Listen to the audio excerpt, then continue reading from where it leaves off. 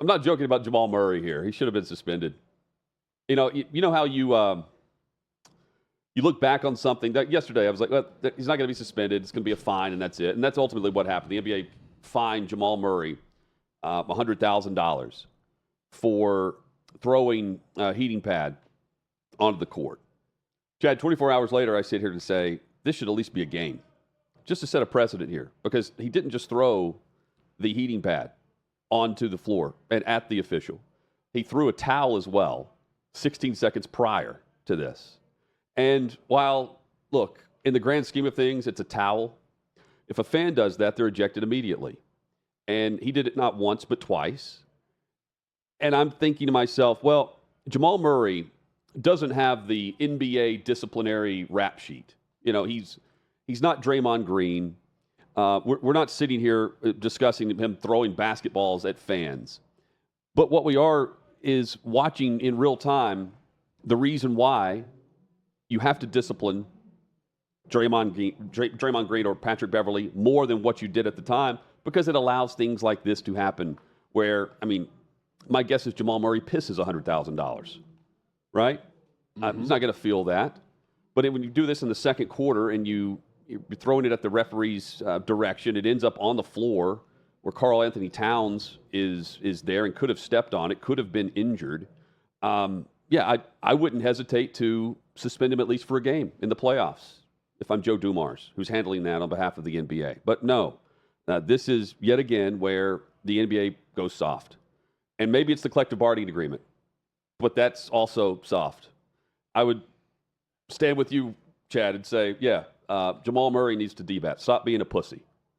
And don't when it comes to the future disciplinary actions of the NBA.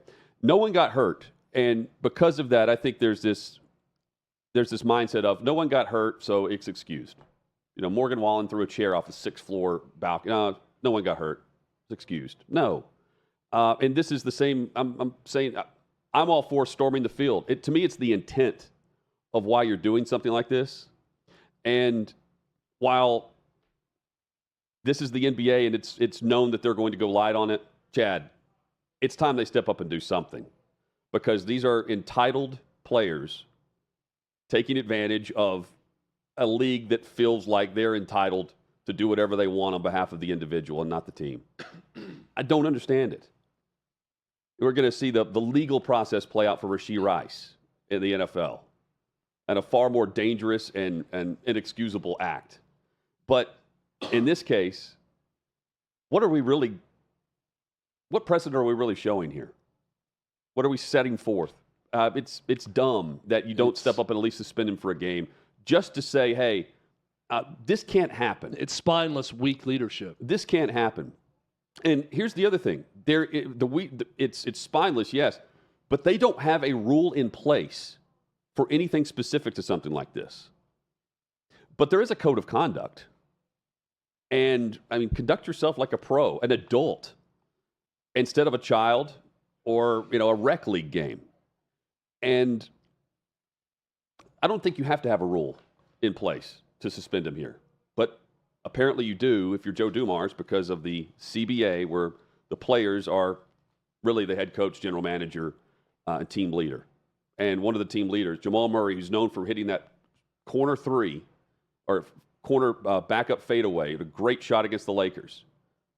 I'm going to remember more of him now for this than the actual play on the floor, where they don't even play again until Friday. Long little layoff, as we all discussed. Jamal Murray, who hasn't talked to the media, didn't speak after Monday's game. I played a lot of rec league. You mentioned rec league. If someone would have thrown a water bottle or a heating pad onto the court in a rec league game, any men's league game I've played in, they would have been ejected from the game and probably asked to not come back the next game. And that's also. what would happen to the fan. And they made an announcement. The PA announcer made an announcement right after that reminding everyone of the rule: do not throw objects onto the floor. It's spineless, weak leadership on behalf of Joe Dumars and Adam Silver when it comes to this. Remember back in 2004 when Malice at the Palace happened? Yeah. And David Stern suspended people for a long time, and rightfully so. But not only to do that, remember he implemented a dress code across the entire league? Yes. Because of it? And years later, people are pissed about that. They've called it racist. They've called it this. They've called it that. Hey, the dude went above and beyond, regardless of what you think about the move. He said, we can't have our players climbing into the stands to physically attack players. This is out of control. So I got to put some guardrails up on behavior. And one of those things I'm going to do, I'm going to change the way our league dresses. I'm going to make them look, quote unquote, more professional when they enter the arena, and we're going to try to change the image of the league. For official NBA business. Guess what else you can't do? You can hate that move all you want. I'm not telling you to like it, hate it, love, whatever. Doesn't matter. The dude did something. You can't carry a firearm either. The dude saw something he didn't like, and he said, I'm going to go above and beyond to change the image of our league. It's gotten out of hand. Got to do something. And he put a dress code in place. Meanwhile, Jamal Murray chucks a heating pad on the court and doesn't even get suspended for a game. For everyone that wants to say the NBA is fixed, these are the types of moments that make me believe them. Well, what's interesting, Chad, you mentioned fixed. He gave the money symbol to the official, just like Gobert did. Rudy Gobert, who was fined heavily and ejected from that game, I believe, where he gave the money. The NBA doesn't want anything to do with Vegas and their officials. He wasn't just throwing it on the floor. He's throwing it at one of the officials on the baseline. He's given. I don't understand what's the money symbol. You mentioned the fix is in. Like they're saying like you're a horrible ref. The fix is in. Here's the money. You're getting paid. The official. He's saying that the official's getting paid. Yeah, Gobert did this earlier, and was fined heavily for it. Well, and that's stupid too. And if it's not true, then they should be suspended for doing that, for insinuating that the ref is getting paid to fix a game. And when I say it's fixed, I'm saying that the league wants a 7-game series between the Nuggets and the T-Wolves, and by suspending the second best player on the Nuggets, they could virtually assure a 3-0 start for the Timberwolves, and that would be bad because they wouldn't have the television inventory. That's right. They wouldn't have the rest of that game. So that's fixing the series, though. If someone does something that should get them suspended for a game, and that if you are playing by the rules and playing by what's right for the sport, you should suspend them, and you don't, you're fixing the series. And it's for money. Well, it's for more televised games. Not it's just for fixing more the interest. series. They don't suspend players during the season. They don't suspend Draymond Green, who has a lengthy list of issues. Well, they don't suspend him enough. He has been suspended. Yeah, but I'm saying like a 5-game suspension for stomping on someone, right? Like it's not nearly. This isn't as egregious, but this is allowed because you only suspend a player 5 games for stomping on someone. Yeah. Well, didn't Draymond Green get suspended in the finals for a game? Yeah, for kicking someone in the crotch. The nut kicks. Yeah. That he had. Yeah, I mean, look, they suspended for that. He should have been suspended. Bottom line, he should have been suspended, and this is where things get out of control from a PR standpoint.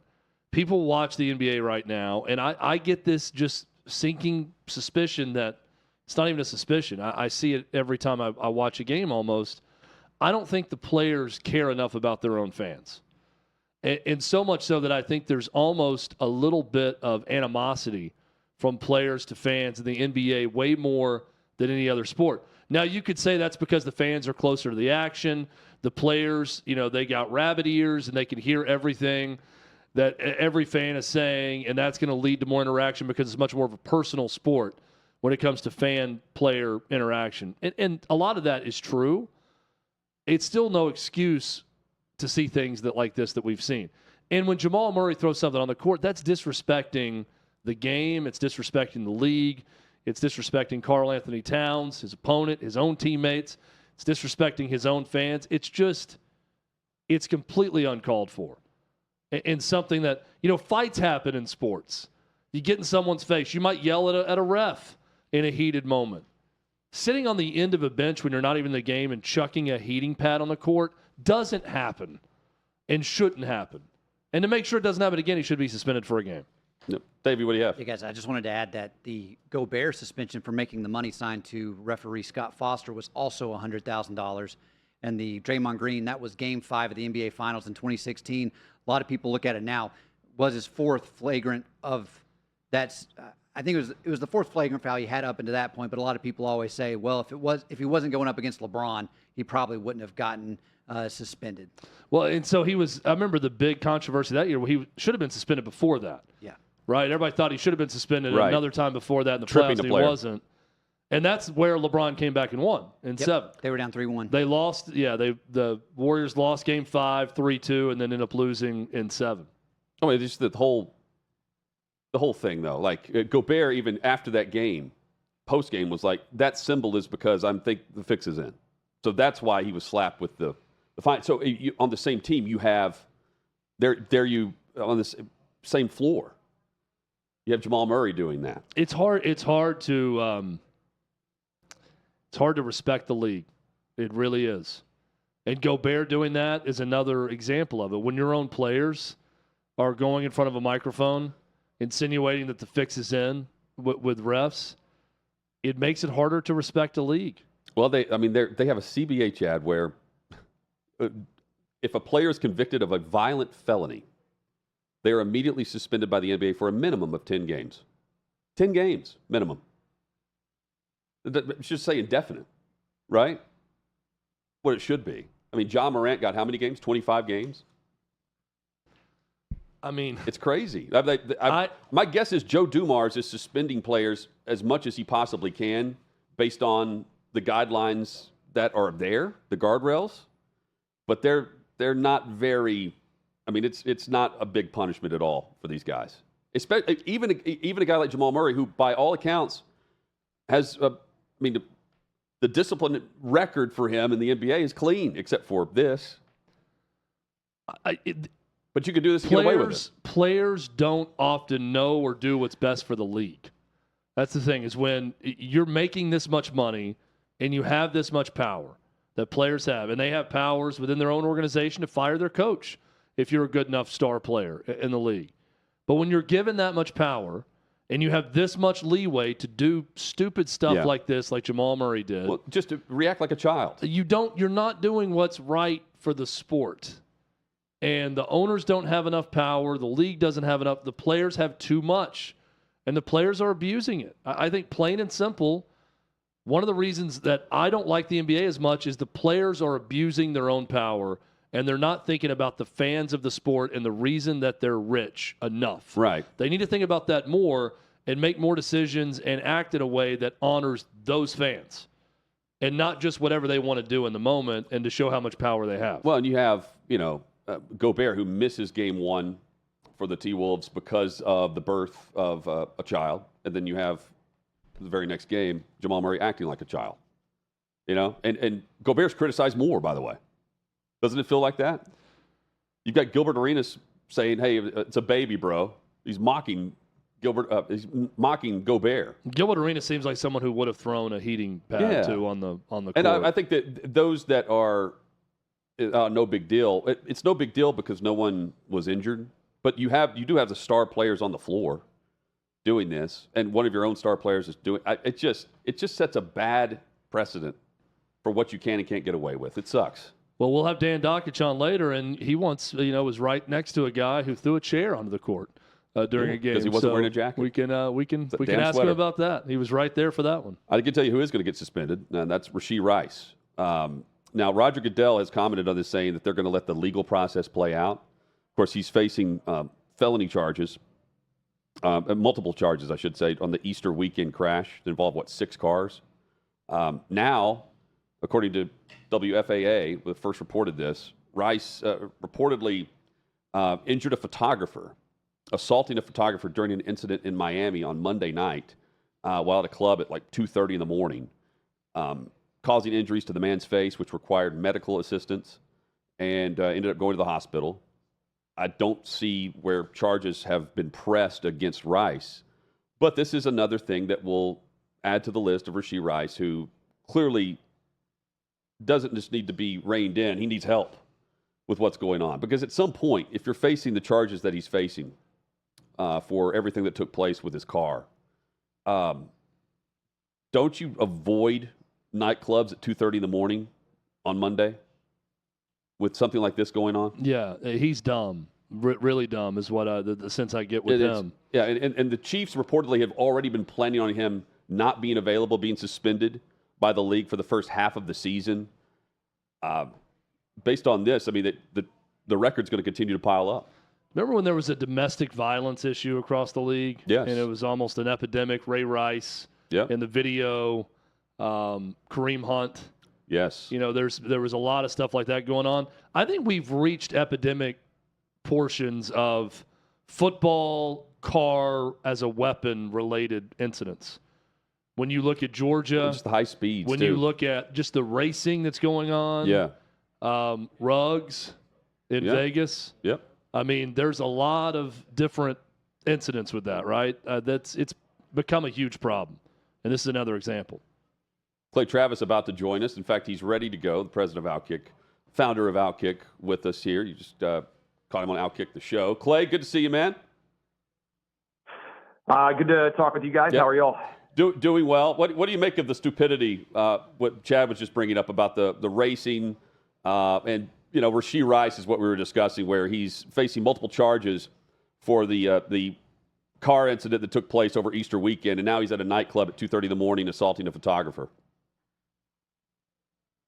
Lots of people in their 20s do super stupid stuff, and there's no protecting them from themselves, right? I mean, I always say this. I know everybody likes to focus on external things because it's easier to believe that somebody else is restricting you or causing you not to be successful. Most people fail because of themselves, not because of anything anybody does to them. And the sooner you recognize that, whether you're an athlete or a college kid or or somebody who's in their 30s that hasn't had that recollection yet, to me, the sooner you start to have success. Almost all success is internal. And most people tend to focus on the external as opposed to the thing you can control. And so, most people who are making decisions like Rashee Rice are expendable, meaning there's lots of other people that want the job that he has. And it feels to me like he's kind of made choices off the field that are going to keep him from being able to be successful on the field, which is a story as old as athletics. Clay, I'm here to call it and determine that cancel culture with comedy is dead after the roast of Tom Brady. I thought it was fantastic. Words were used that we haven't heard since the 90s publicly, and I don't feel like people really batted an eye at it other than Aaron Hernandez's ex-fiancée and Giselle. But outside of that, there wasn't a lot of complaints about the comedy and what took place with the roast of Tom Brady. Is cancel culture dead in comedy? I don't know because I think it's too early to say that it is. I think sometimes it's where things appear. I think there were probably 800 jokes that if they had been made on Twitter, people would have tried to cancel the person who made them. Whether it's Edelman, whether it's Gronk, whether it's Tom Brady on the sports front, Randy Moss, whoever it was, Bill Belichick. So I think the location, provides some cover. But I also think this is a sign that in a larger context, what I've been saying for a long time is true, which is we allowed the perpetually aggrieved and offended, grabbing their pearls, falling on the fainting couch people to dictate what was willing and able to be said for far too long. And I think this is part of the larger context. Elon Musk buying Twitter, I think the number of people that are getting dogpiled because they have a tweet that is considered to be too mean or a tweet that is considered to be too edgy is diminishing. But I would like to think we're going in the right direction. I think if there were more, and I'd be in favor of it, roasts involving sports figures, I think that further kind of expands the zone of what's considered acceptable to say. I don't think it's just Tom Brady, by the way. I think Stephen A. Smith with the podcast that he's doing, I think certainly OutKick with the success that OutKick has. I think Pat McAfee, I think the success that a lot of Barstool personalities have had. I think what you're seeing is there was an artificial sort of circumscribing of what was considered permissible to say, and I think you're seeing a lot of people fight back against that, and the market is saying, yeah, this was broken that we ever allowed this to occur. I'll give you a name. When's the last time you heard somebody complaining about Colin Kaepernick? It's a good point. Yeah, it's been Right? a while. It's been a while since I've heard his name even. It's been a while since he opened his mouth. Yeah. And I think that's tied into sort of the Kaepernick era, right? Oh, the NFL's super racist. Oh, this is unacceptable. Oh, the NBA's got to put Black Lives Matter on the court and names on the back of the jerseys. It feels a bit like the woke fever has passed. And I even think you can tie it in, like leave aside the Brady roast. I think the way that the college students who are protesting are getting mocked and ridiculed, and everybody seems to be on the side of Southern fraternity guys, right? Who, if you had to be like, It's amazing. White Southern fraternity guys would have been at the peak of the pyramid for who is to blame for everything recently, and suddenly like, they're heroes. I think that we are starting to see sort of the narrative alter in real time, and a lot of people who have been used to being perpetual victims and always at the top of the oppression pyramid in terms of how seriously they're treated. I think a lot of it is getting blown up, and I like to see it. I think I've been arguing for years that the identity politics worldview had to go. People say, what do I mean by that? I mean, you decide whether or not you agree with somebody based on their race, their gender, their ethnicity, and not the actual argument that they're making. And I think the whole Israel versus Palestine thing has pointed out to many people how ridiculous it is. And I think it's caused a lot of these identity politics coalitions to collapse. Can you imagine the frat party that was thrown? Oh, incredible! After that, I will say, Clay, also, you're looking right now at two former Southern white frat boys here. And Hunt and I have never felt like more of great Americans than we do right now, based on the response of Southern fraternities to all these protesters. Those guys are raising the flag. I'm going to give you an example. Like, I was just about to share this. A bunch of University of Washington fraternity guys went on campus. So I think it's spread many different parts of the country now beyond the South. But a bunch of University of Washington frat guys confronted the Antifa protesters on campus and challenged them to a push-up contest.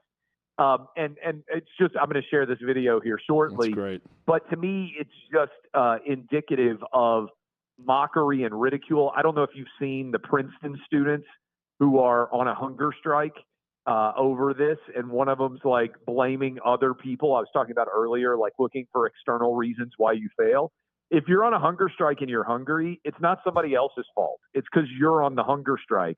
And this Princeton girl is like having a meltdown about how everybody else is causing her to have real high anxiety and be incredibly uncomfortable. It's like, well, maybe eat something, but it's not somebody else's fault that you're feeling this way.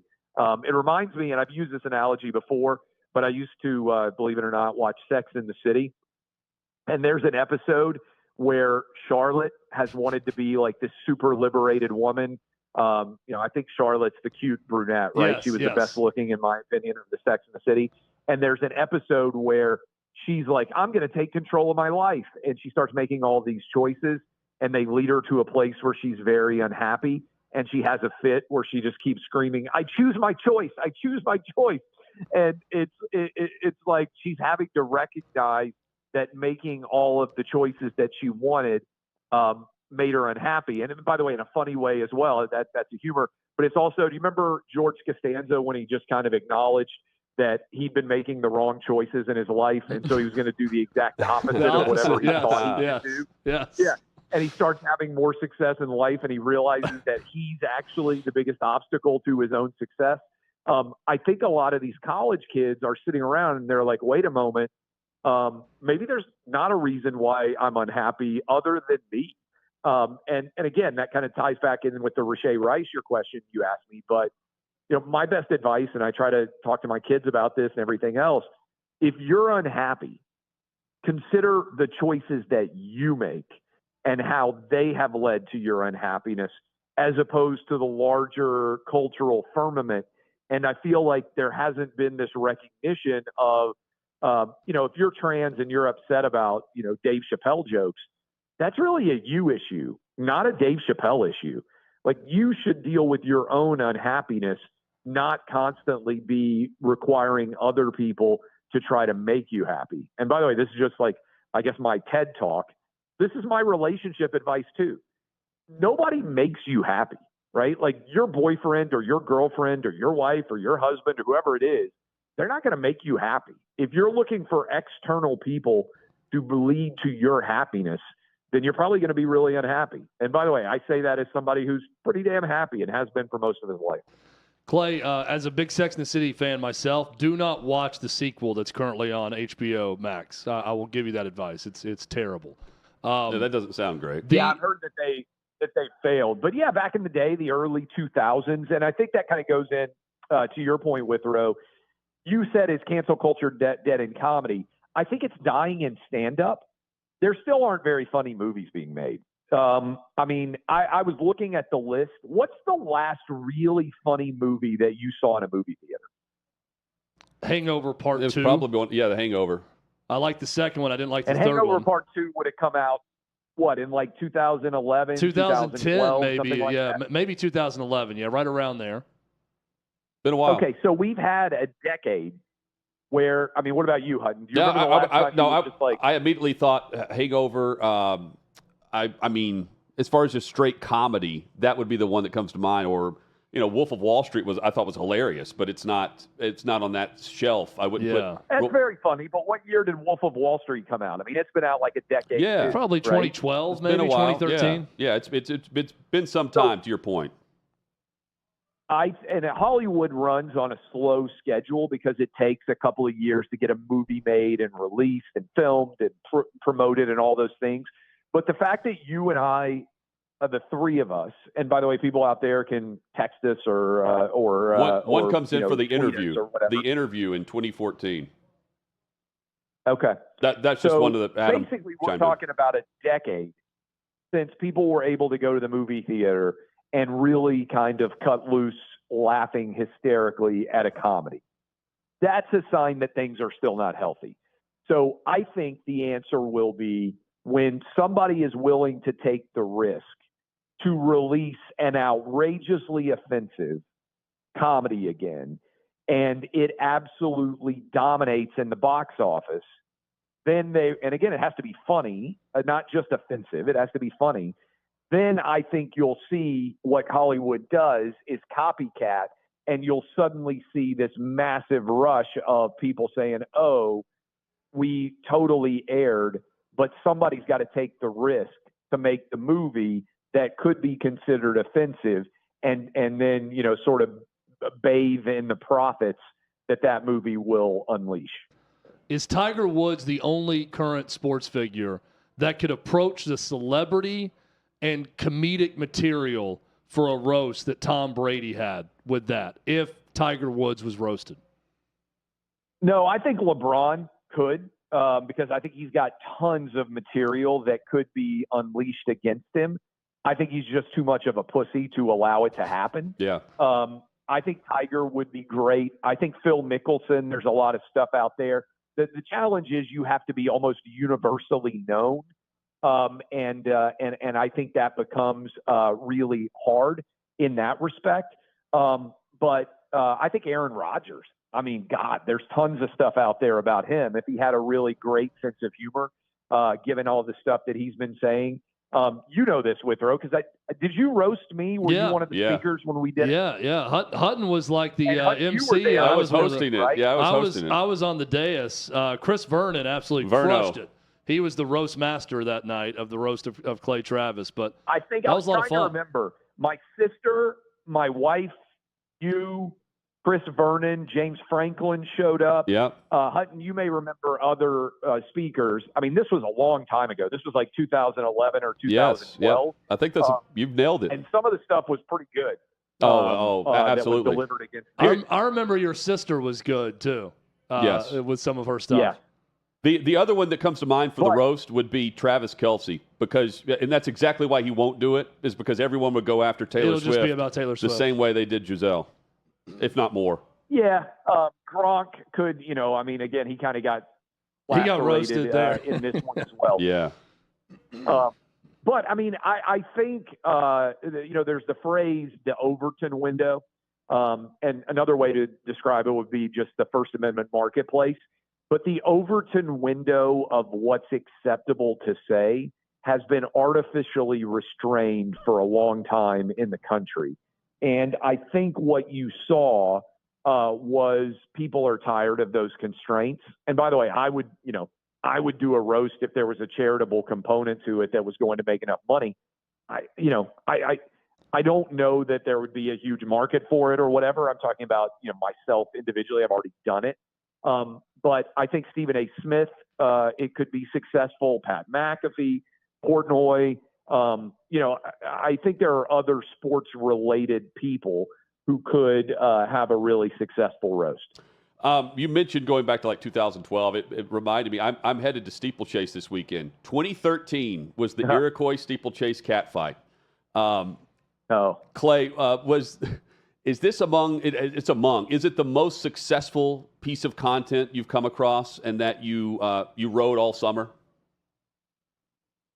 At this point, OutKick has had so many stories and videos and clips and everything else that have been seen by you compared this clip to the Rosetta Stone.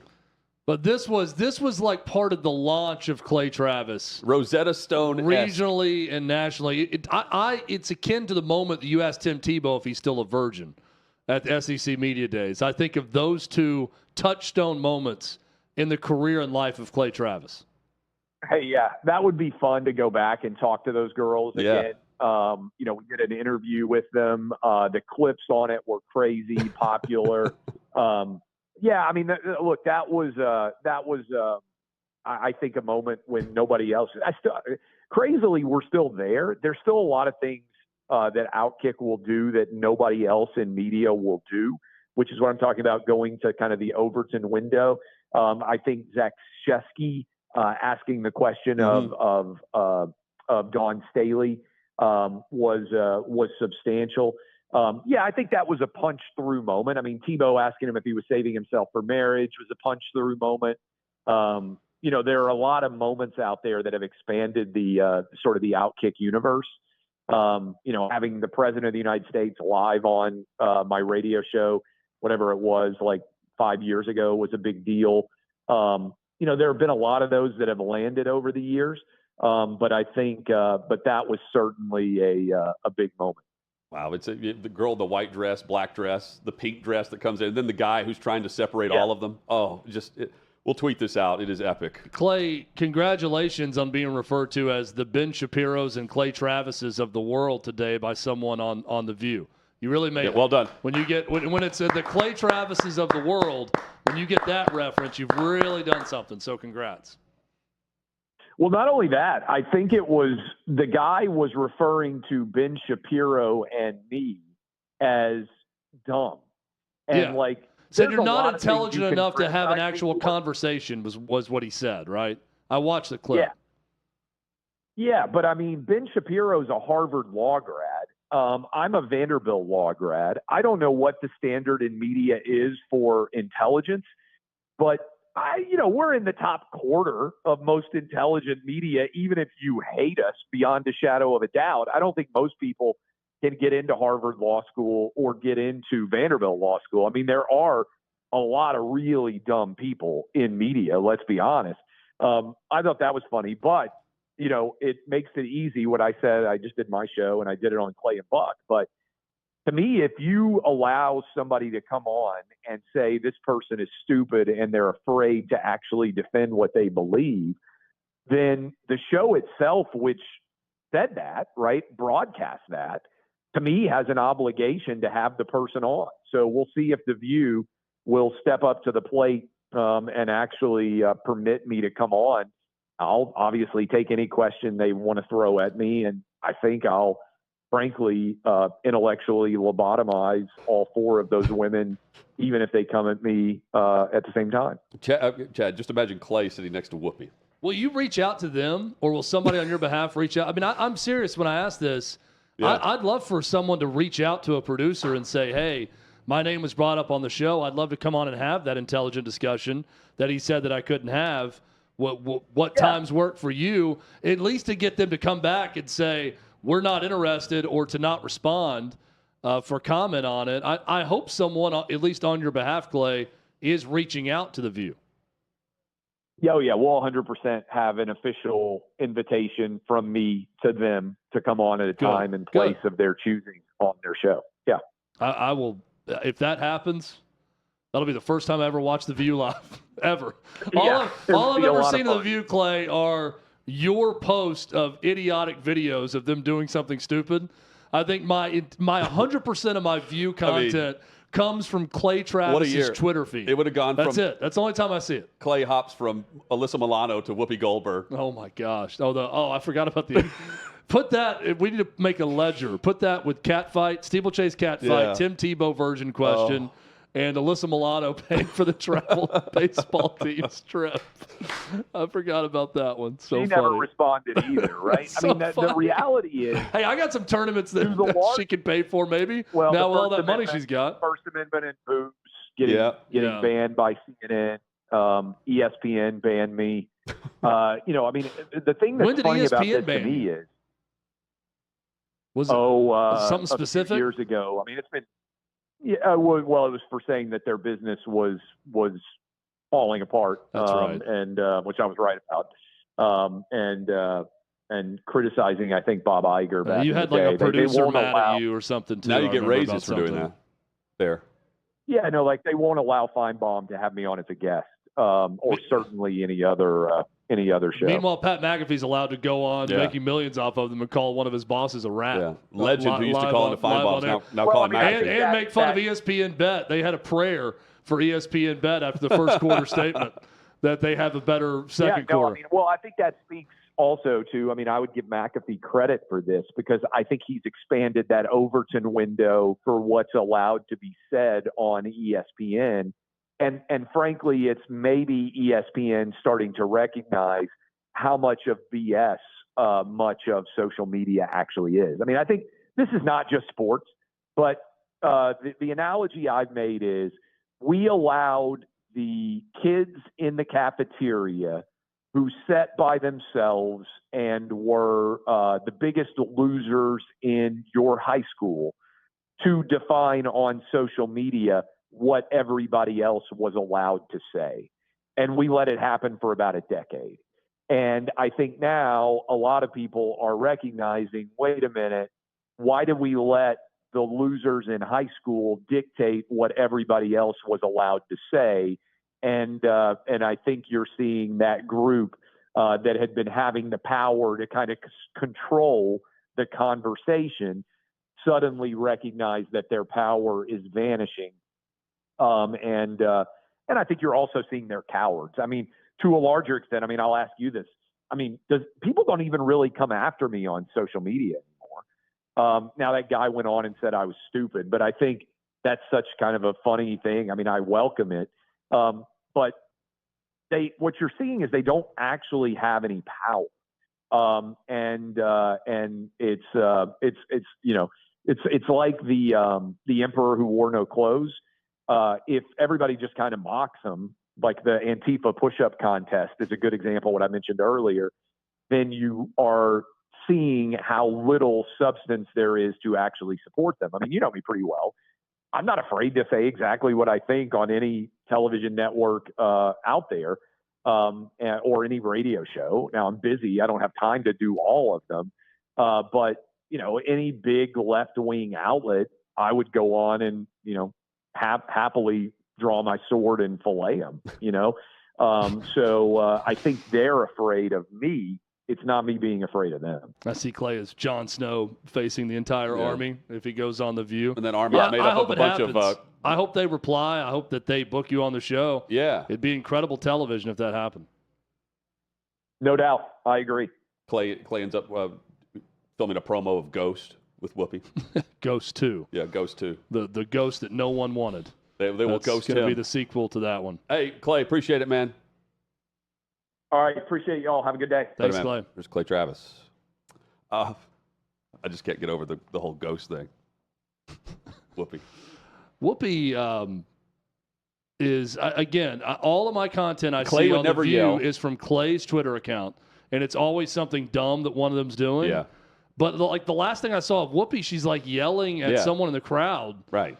about something and getting really angry with people. It's very, very odd. Not Clay. not the sister act Whoopi Goldberg that I remember. Clay would be there as a to kid. fillet, as he said. Yeah, what did he say? Wield my sword and fillet them all. Yes. All right, let's see it.